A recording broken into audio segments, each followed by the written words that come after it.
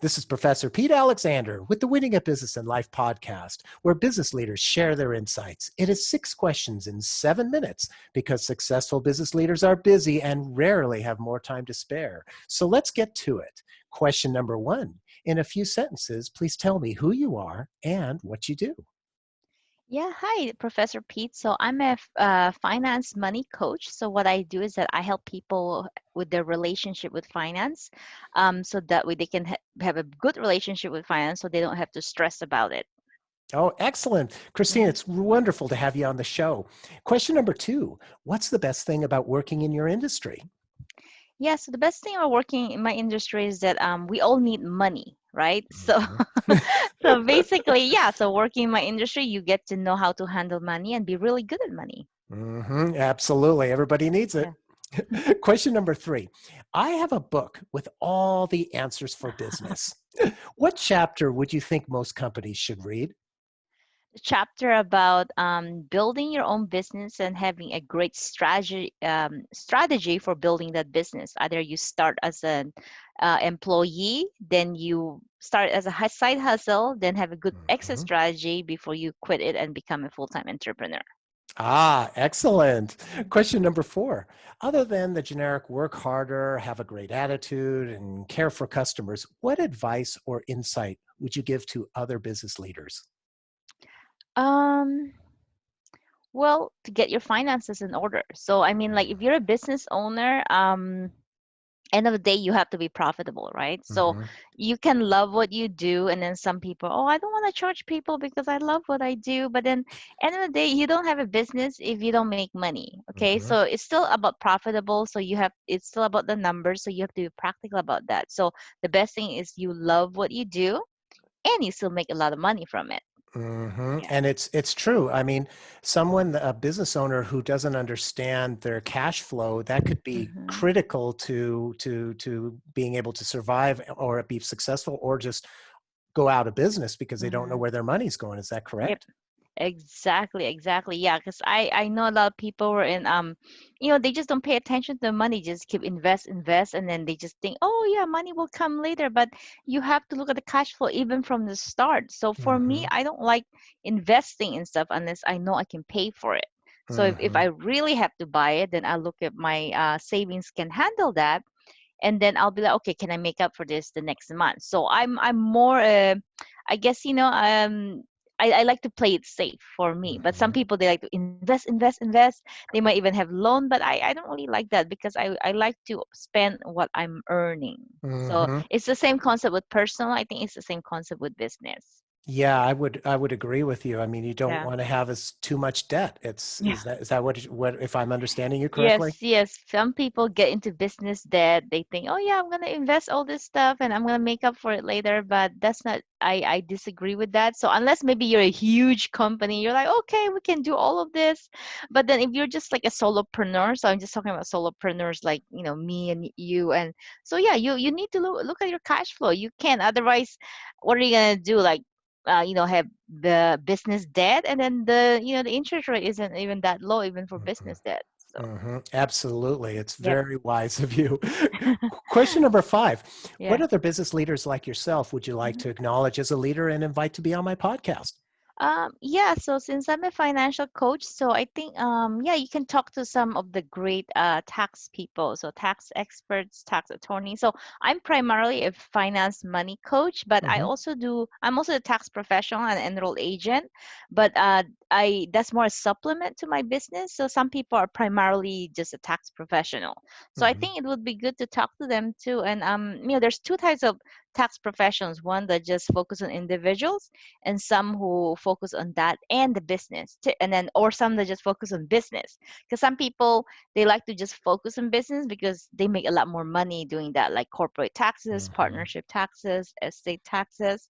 Well, me, I like to only focus on individual because that's what I do. I'm a personal finance coach, and then so the tax is a supplement to that, so I can still offer that sort of almost like a full service already. Yeah, so I Mm. think any tax expert, if I think if you want something in the business, then you can find someone who's an expert in the business world, or a combination of both. But I think it's very hard to be really good at boat unless they really love, doing boat. But chances are the one that I found, those who does the business, they tend to slowly get out the individual because then they become very busy doing the business stuff. Yeah. That's Mhm. very wise. Thank you. And question number 6, please tell me about your first job.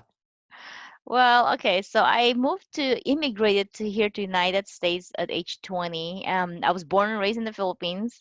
I'm Chinese, born and raised there. So my first job here was because I pretty much had to stop going to school because the first year I was a non-resident and I didn't want to pay the very expensive non-resident, community college fees. Mm-hmm. It was like $100 per unit, and I had no money at 20 years old. So I looked for my first job. So my first job was data entry. Hmm. So that's how I become very a fast typer. If you ever see me type, I'm very fast at typing. People always say, "Wow, you type so fast!" So and that was because I did the data entry job. So when I started, I was, I wasn't that slow, but I was slower. But because that's all you do the whole day, right? And I was working lots of overtime. So I even wrote an article. I'm an immigrant on LinkedIn. Then it's like, I was telling them that I was working overtime. I wanted to make a lot of money. It was from Philippine peso to US dollars. That was a lot of money. I was like, Mm-hmm. wow, a 20-year-old, I'm making a lot of money. So I think I was, I think, what did I do? I think I was probably working so 40 hours is normal. So I was probably working, I don't know, at least 50 to 60 hours a week. So I was working lots of overtime. I didn't have a life at that time. And then you're only allowed to work 6 days a week. They don't, Mm-hmm. I guess California law, they didn't allow you to do 7 days a week. So if they allow us, I would probably work every single day just to make money.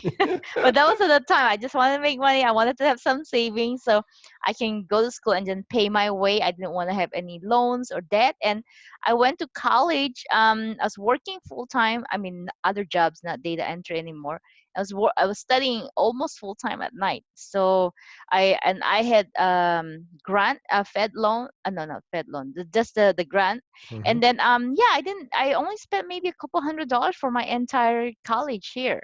So yeah, the first couple of years it was all paid for. Then they only max out over your certain lifetime, so I had to pay for the last semester or Mm. last quarter, and then that was all I paid for. And then because I had a job, so I didn't have any debt. That's But then I awesome. had no life either because of the way I did it. True. But Yeah. it sets you up the no debt. So it's setting you up for the whole finance Oh, yeah. experience that you I have. see so much of my clients with lots of debt, so it's yeah, it's not fun. A lot of them don't like it, and then the interest rate is very high. They're not there to help you get out of debt, and then if they could keep you in debt, they'll keep you in debt forever. So it's yeah, I've seen 6-digit student loans is not fun, and then nobody teaches you. There's no financial literacy of how to handle student loans. I think if I could advise everyone, if you can work and study, do it. And then, or if you really don't, you want to go to school full time, then I think save as much money as you can so you don't have to have a lot of loan, or have I don't know, like what other things, like student work there, like I don't know, assistant professor, whatever. Just do something that you can make some money so it's not Mhm. all loan. Yeah. Absolutely. Yep. Very sound advice. Christine, Yeah. thank you so much for being on the show. How can people find you?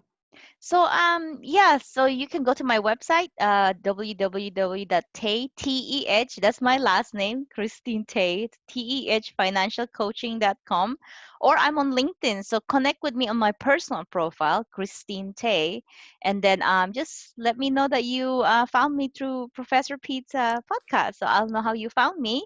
And yeah, I'm mostly hanging out on LinkedIn, and if you have Instagram, you can find me, Teh Financial Coaching, and you can follow me there too. Perfect. Yeah. This is Mhm. Professor Pete Alexander with the Winning at Business and Life podcast. For more insights and ideas, please go to LinkedIn, YouTube, Facebook, or iTunes and search for the Winning at Business and Life podcast. Thanks for listening.